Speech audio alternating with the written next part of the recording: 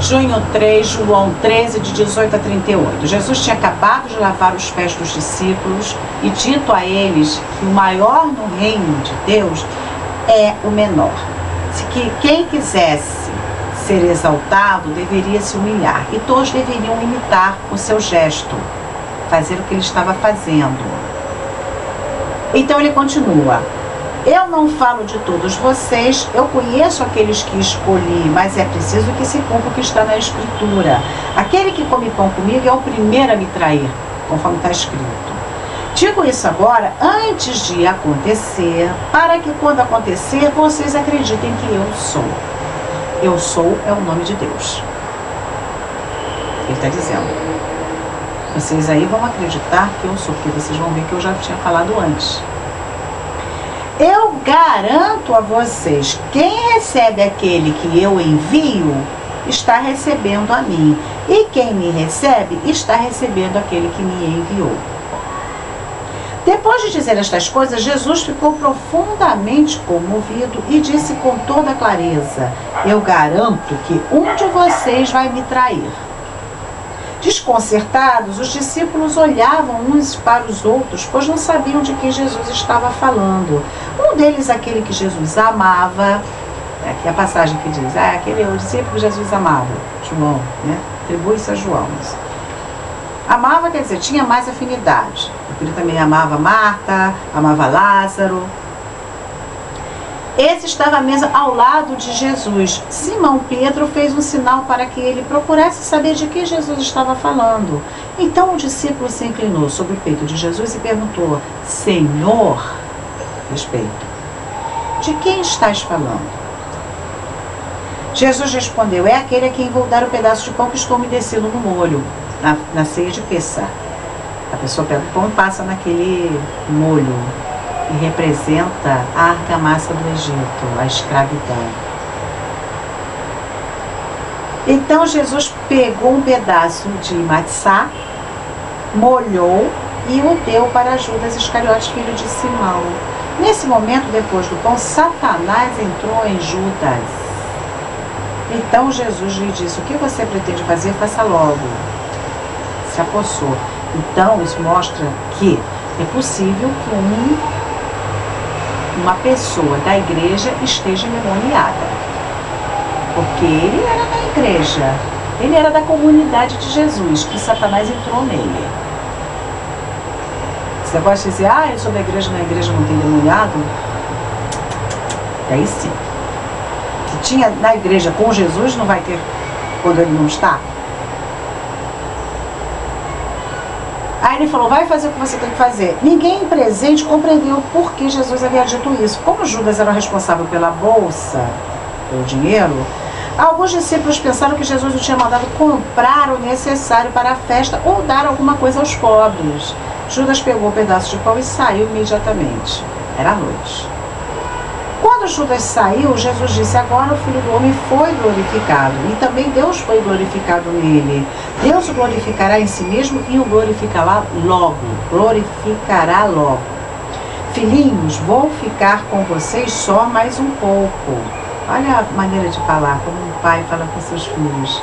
Filhinhos, vocês vão me procurar, e eu digo agora a vocês o que eu já disse aos judeus, às autoridades, aqueles que eram os responsáveis pelo templo. Para onde eu vou, vocês não podem ir. Eu dou a vocês um mandamento novo: amem-se uns aos outros, assim como eu amei vocês devem se amar uns aos outros. Irmãos, Jesus nunca nos mandou agredir pessoas de outras religiões, destruir coisas de outras religiões. Jesus nunca mandou fazer isso. Pelo contrário, ele mandou que nós amássemos nossos inimigos e os amássemos uns aos outros como ele nos amou. Ainda que nós tenhamos divergências entre nós, entre as diversas denominações, nós precisamos aprender a respeitar a opinião de cada um e amar a pessoa, apesar da pessoa ter uma opinião diferente da nossa. Isso aqui é o verdadeiro amor. O verdadeiro amor é você amar, gostar da pessoa, ainda que a pessoa discuta com você, não concorde com você, faça coisas que você não gosta. Isso aqui é amar. Como eu disse, se você ama quem faz tudo que você gosta, qual é a vantagem? Isso aí até os bandidos fazem isso. O amor verdadeiro é um amor como o amor de um pai ou de uma mãe, que não deixa de amar seu filho porque seu filho fez uma besteira. Continua amando, apesar do filho ter certos defeitos, como uma mulher e um marido se amam, apesar de saberem que cada um tem seus defeitos, conhecem os defeitos uns dos outros, ou um do outro, mas jamais partir para a violência, porque a pessoa tem um pensamento diferente do seu, porque a pessoa adora um Deus diferente do seu. Isso Jesus jamais nos mandou fazer. Isso não é de Deus. Uma pessoa que se dirige a um templo de outra religião para destruir, depredar, agredir, não é de Deus. É uma pessoa endemoniada, dizendo-se de Deus, e para fazer confusão, para trazer discórdia, para trazer briga, para trazer ódio, vingança. Isso não parte de Deus. Em momento nenhum, Jesus nos falou para fazermos isso. Pelo contrário, Ele nos manda orar. Orar pela pessoa, porque ninguém convence ninguém de nada. Quem convence é o Espírito Santo. E muito menos com violência. A violência gera violência. É um absurdo isso. Então não justifique, porque você não adora, você adora ídolo, então vou quebrar tudo aqui. Isso não justifica. Totalmente equivocado isso. Isso parte mesmo de Satanás, que quer matar, roubar e destruir. Eu dou a vocês um mandamento novo. Amem-se uns aos outros. Assim como eu amei vocês, vocês devem se amar uns aos outros. Se vocês tiverem amor um para com os outros, todos reconhecerão que vocês são meus discípulos. Nós mostramos aos outros que somos discípulos de Jesus através do nosso amor.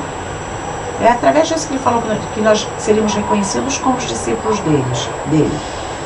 Simão Pedro perguntou: Senhor, para onde vais? Jesus respondeu: para onde eu vou, não pode você me seguir. Você me seguirá mais tarde para o céu. Pedro disse: Senhor, por que não posso seguir-te agora? Eu daria a minha própria vida por ti. Jesus respondeu: você daria a vida por mim? Eu lhe garanto, antes que o galo cante, você me negará 3 vezes. E Jesus amava Simão Pedro ainda e apesar disso.